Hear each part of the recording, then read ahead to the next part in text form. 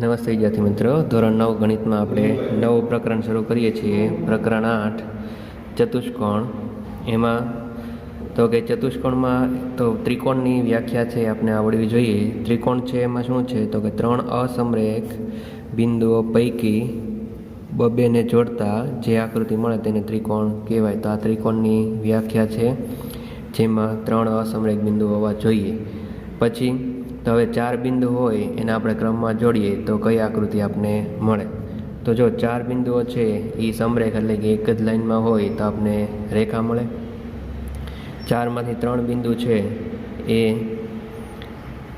સમરેખ હોય તો ત્રિકોણ મળશે. અને જો ત્રણ બિંદુઓ છે ચારમાંથી એ અસમરેખ એટલે કે એક જ લાઈનમાં ન હોય તો આપણે ચતુષ્કોણ મળે. બરાબર, તો આ બે ચતુષ્કોણના જ પ્રકાર છે. તો યાદ રાખવાનું તમારે કે ત્રિકોણ માટે તો કે ત્રણ અસમરેખ બિંદુઓ, ચતુષ્કોણ માટે તો કે ત્રણ અસમરેખ બિંદુ છે એને જોડો એટલે આપણે ચતુષ્કોણ છે એ મળે. તો હવે નીચે છે તો અહીંયા આપ્યું છે કે જો બધા બિંદુઓ સમરેખ હોય તો આપને એક રેખાખંડ મળશે. એટલે આ રેખાખંડની વાત છે, સમરેખ બિંદુ હોય તો. જો ચારમાંથી ત્રણ બિંદુઓ સમરેખ હોય તો ત્રિકોણ મળે. તો ચારમાંથી આ ત્રણ બિંદુ સમરેખ હોય એટલે કે એક જ લાઈનમાં, એટલે કે આ એક, બે અને આ ત્રણ બિંદુ સમરેખ છે તો શું મળે તો કે આપને ત્રિકોણ મળે.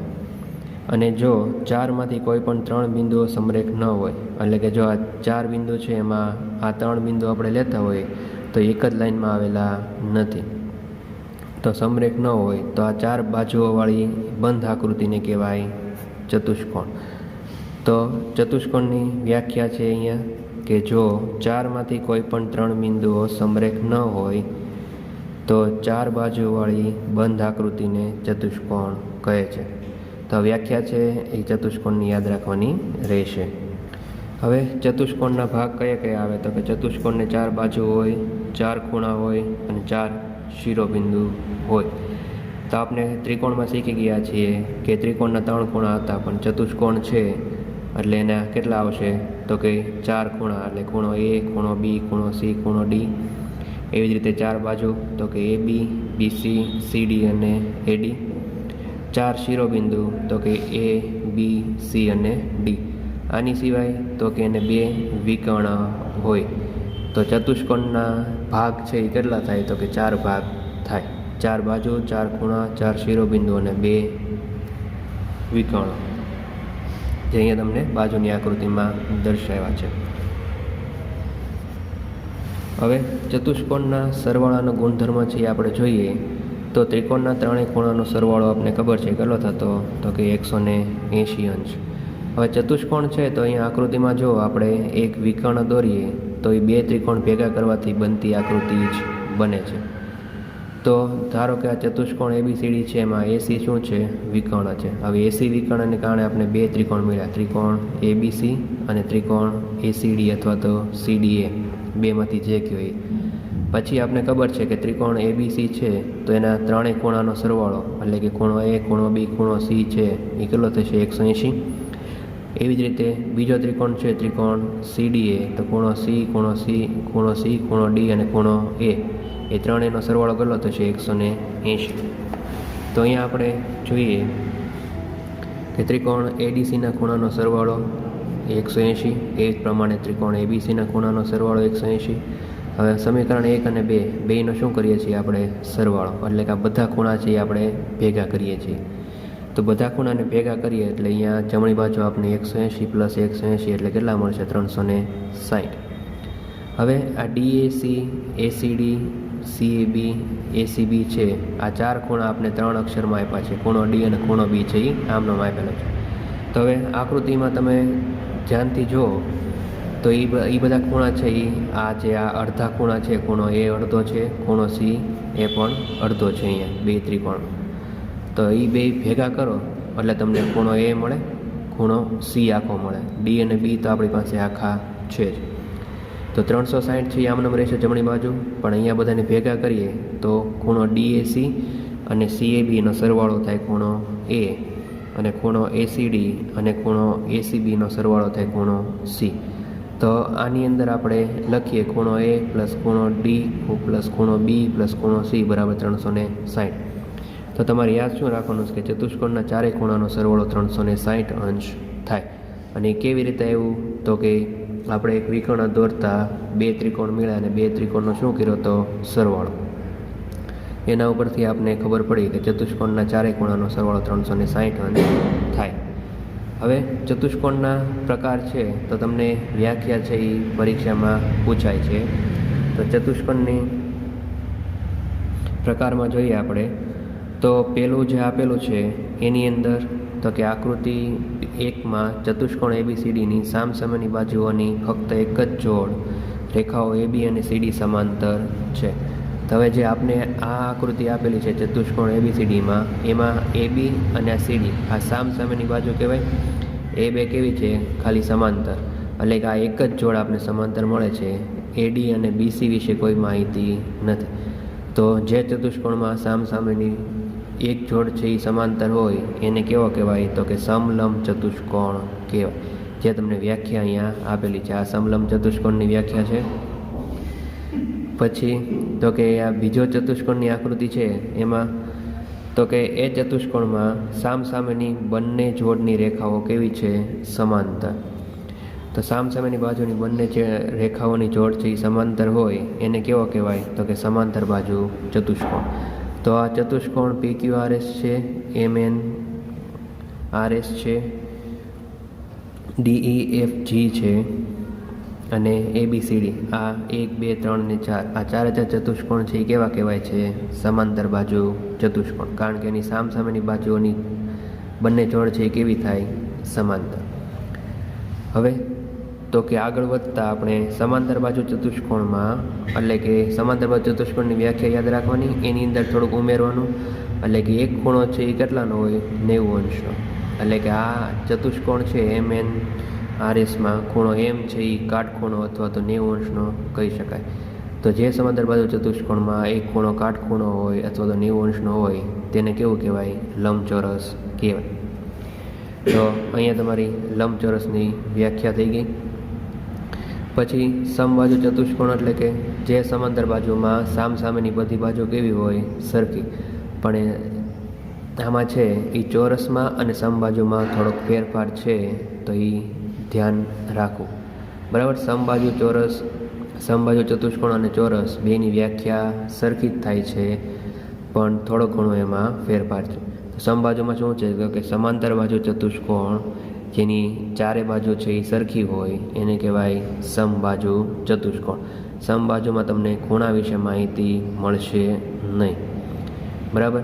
તો ચોરસમાં શું છે તો કે જે સમાંતર બાજુ ચતુષ્કોણમાં ચારે બાજુ કેવી હોય સરખી અને ચારે ખૂણા છે એ કેટલાના હોય 90 અંશના, એટલે કે કાટખૂણા હોય તો એને શું કહેવાય ચોરસ કહેવાય.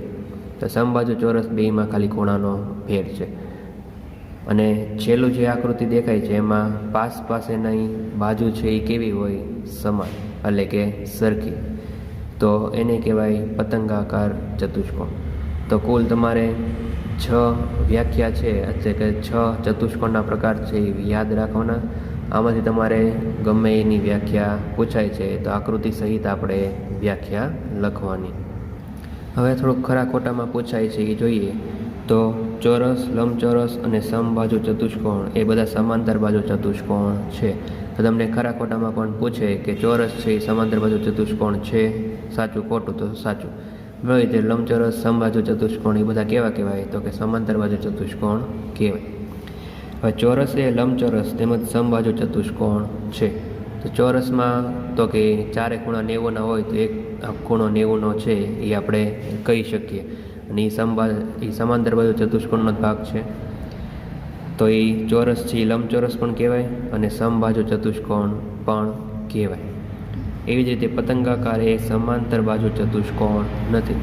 તો આ વસ્તુ યાદ રાખવાની કે પતંગાકાર છે એ સમાંતર બાજુ ચતુષ્કોણની અંદર આવશે નહીં. પછી સમલંબ ચતુષ્કોણ એ સમાંતર બાજુ ચતુષ્કોણ નથી. તો સમલંબ ચતુષ્કોણમાં શું હતું તો કે સામસામેની એક જ જોડ છે એ સમાંતર હતી, પણ સમાંતર બાજુમાં શું આવે તો કે સામસામેની બંને જોડ છે કેવી હોય સમાંતર, એટલે સમલંબ ચતુષ્કોણ છે એ સમાંતર બાજુ ચતુષ્કોણ કહેવાય નહીં. એ જ રીતે લંબચોરસ કે સમબાજુ ચતુષ્કોણ એ ચોરસ નથી. તો લંબચોરસ છે એ ચોરસ પણ ન કહેવાય, એ રીતે સમબાજુ છે એ પણ ચોરસ કહેવાશે નહીં. તો આ વસ્તુ છે એ તમારે સાચા કોટામાં અથવા ખાલી જગ્યામાં પૂછાઈ શકે. હવે તો કે સમાંતર બાજુ ચતુષ્કોણના ગુણધર્મ છે એના ઉપરથી તમારે પ્રમેય છે, પ્રમેય 8.1. તો આ તમારે ચેપ્ટરમાં એક જ પ્રમેય છે, પ્રમેય 8.1. તેમાં તમારે ફરજિયાત પાકો કરવાનો છે, જેમાં કીધું છે કે સમાંતર બાજુ ચતુષ્કોણનો કોઈ પણ વિકર્ણ તેનું બે એકરૂપ ત્રિકોણમાં વિભાજન કરે છે. તો આની અંદર આપણે કીધેલું છે કે સમાંતર બાજુ ચતુષ્કોણ છે એનો કોઈ પણ વિકર્ણ, એટલે બેમાંથી એક વિકર્ણ લેવાનો, એ શું કરે તો કે બે એકરૂપ ત્રિકોણમાં એનું શું કરે, વિભાજન. તો પ્રમેય છે એટલે આપણે ખબર છે કે પક્ષ આવશે, તો પક્ષની અંદર શું આવશે તો કે સમાંતર બાજુ ચતુષ્કોણ ABCD આપેલો છે, AC તેનો વિકર્ણ છે. પછી સાધ્યમાં શું આવશે તો કે ત્રિકોણ ABC એકરૂપ ત્રિકોણ ADC અથવા તો CDA. બરાબર છે, આપણે અહીંયા સાબિત કરવાનું છે એ સાધ્ય. હવે સાબિતીમાં જોઈએ તો હવે અહીંયા આપણે ધારો કે ABCD સમાંતર બાજુ ચતુષ્કોણ છે અને AC તેનો વિકર્ણ છે, જે આપણે આ પક્ષની અંદર લખ્યું હતું, એમાં ધારો કે નથી લખતા. હવે વિકર્ણ સમાંતર બાજુ ચતુષ્કોણ ABCD ને બે ત્રિકોણ ABC અને ત્રિકોણ CDA માં વિભાજિત કરે છે. તો હવે આ આકૃતિમાં જુઓ કે AC વિકર્ણ છે ABC એટલે કે આ ભાગ અને CDA એટલે આ ભાગ, બે અલગ અલગ ત્રિકોણમાં એનું શું કરે છે, વિભાજન. હવે આ બે ત્રિકોણ એકરૂપ છે એમ આપણે સાબિત કરવાનું છે. તેની માટે આપણે લઈએ છીએ ત્રિકોણ ABC અને ત્રિકોણ CDA, એમાં BC સમાંતર AD, એટલે આ BC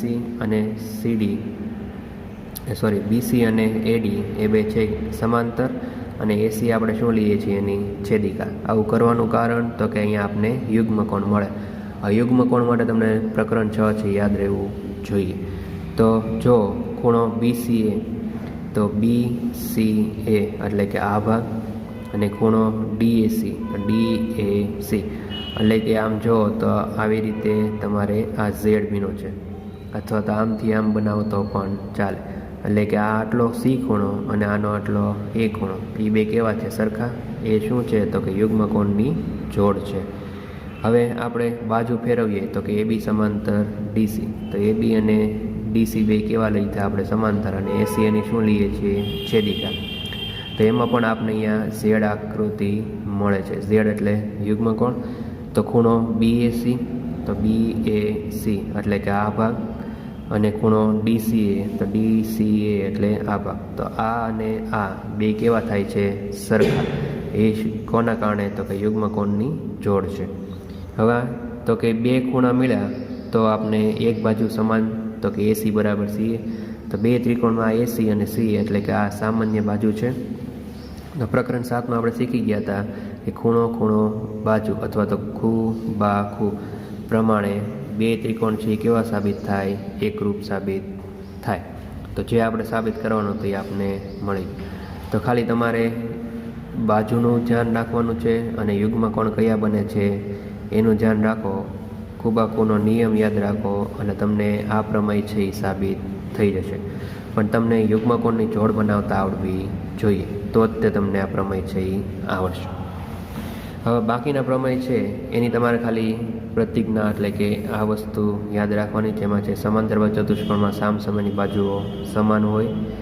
એનો પ્રતીપ શું થાય તો કે જો સમાંતર બાજુ ચતુષ્કોણમાં જો કોઈ ચતુષ્કોણની સામસામેની બાજુઓની પ્રત્યેક જોડની બાજુઓ સમાન હોય તો ચતુષ્કોણ સમાંતર બાજુ ચતુષ્કોણ છે. તો આ એકબીજાના પ્રતીપ છે એટલે કે વિરોધી છે. તો સમાંતર ચતુષ્કોણમાં આપણે ખબર જ છે કે બાજુ સમાંતર હોય એટલે કેવી હોય, સમાન હોય. એવી જ રીતે પ્રમેય 8.4 છે, એમાં સમાંતર બાજુ ચતુષ્કોણમાં સામસામેના ખૂણા સમાન હોય. તો બાજુ સમાન હોય તો ખૂણા પણ એના કેવા હોય, સમાન હોય. અને એનો પ્રતીપ છે કે જો ચતુષ્કોણના સામસામેના ખૂણાઓની પ્રત્યેક જોડના ખૂણા સમાન હોય તો ચતુષ્કોણ સમાંતર બાજુ ચતુષ્કોણ છે. તો અહીંયા ખૂણાઓની જોડ સમાન હોય તો એ સમાંતર બાજુ ચતુષ્કોણ છે એમ આપણે સાબિત કરી શકીએ. પછી પ્રમેય 8.6 છે, સમાંતર બાજુ ચતુષ્કોણના વિકર્ણો પરસ્પર દુભાગે. એટલે કે સમાંતર બાજુ ચતુષ્કોણ હોય એના બંને વિકર્ણ છે એ એક જગ્યાએ છેદે. તો આકૃતિમાં જો અહીંયા આપણે AC અને BD છે બંને વિકર્ણ દોરીએ તો અહીંયા O બિંદુમાં છેદે છે, એટલે કે પરસ્પર દુભાગે છે. હવે તમારે આની અંદર એક જ પ્રશ્ન છે સ્વાધ્યાય 8.1નો પહેલો, એક ચતુષ્કોણના ખૂણાઓનો ગુણોત્તર 3:5:9:13 છે. આ ચતુષ્કોણના બધા ખૂણાઓ શોધો. તો આ દાખલો છે આપણે ગણીએ. હવે આપને ખબર છે કે ચતુષ્કોણના ચારેય ખૂણાનો સરવાળો 360 અંશ થાય.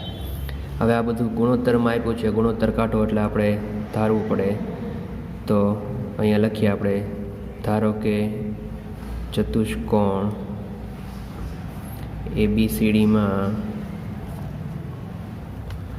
ખૂણો A બરાબર 3x, ખૂણો B બરાબર 5x, ખૂણો C બરાબર 9x અને ખૂણો D બરાબર 13x છે.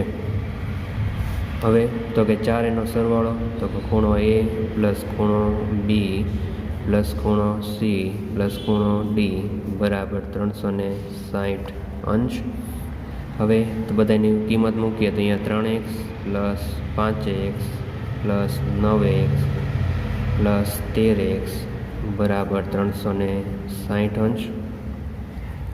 આ બધાનો સરવાળો કરો, 3 ને 5 8, 8 ને 9 17, 17 ને 13 30x, 30x બરાબર 360 અંશ. હવે એક્સની કિંમત જો તો x બરાબર 360 છેદમાં 30, 0 0 ઉડી ગયા, 3 વડે તો 3 એકા 3, 3 દુ 6 એટલે કે 12 તેરી 36. તો x બરાબર કેટલા મળ્યા આપણે? 12 અંશ. હવે આના ઉપરથી આપણે લખીએ, ખૂણો A બરાબર 3x બરાબર 3 ગુણ્યા 12 એટલે કે 12 તેરી 36 અંશ. ખૂણો B બરાબર 5x બરાબર 5 ગુણ્યા 12 12 પંચા 60. ખૂણો C બરાબર 9x બરાબર 9 ગુણ્યા 12 તો 12 9 144 અને ખૂણો D બરાબર 13x બરાબર અહીંયા 12 9 108 અંશ અને 13 ગુણ્યા 12 એટલે 156 અંશ. હવે ચારેયનો સરવાળો કરો એટલે તમને 360 અંશ મળી જશે. તો આવી રીતે ચતુષ્કોણના ચારેય ખૂણા છે એ આપણે શોધી શકીએ.